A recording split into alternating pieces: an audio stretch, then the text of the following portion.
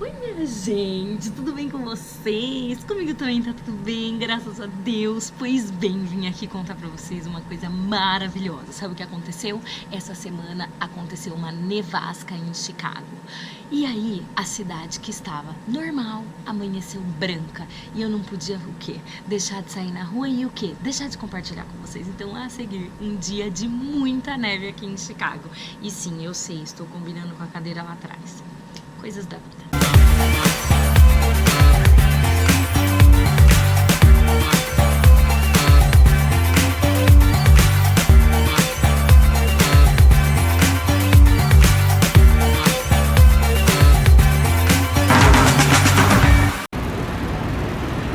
Meu 1 ano de Chicago, eu nunca vi essa cidade desse jeito. Olha a situação que a gente tem que andar.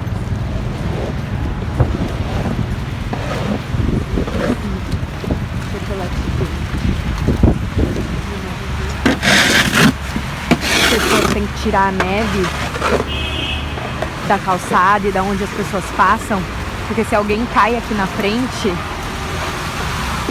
o prédio é responsável. Olha o carro.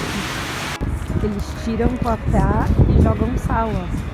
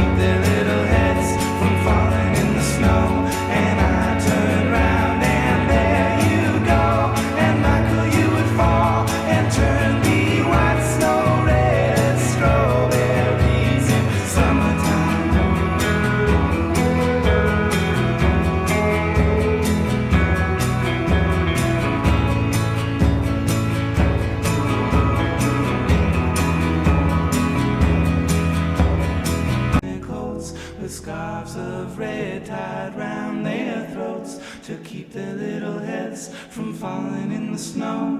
And I turn around and there you go. And Michael, you would fall and turn the white snow red as strawberries in summertime.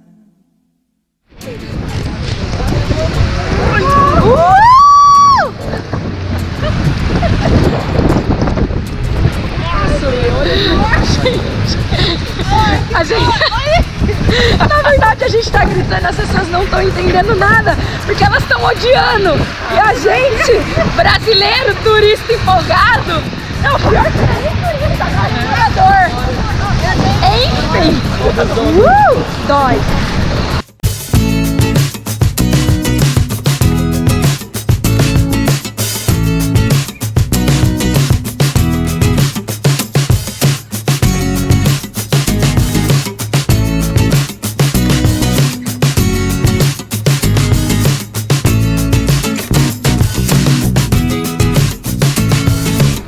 As criancinhas tudo brincando na neve.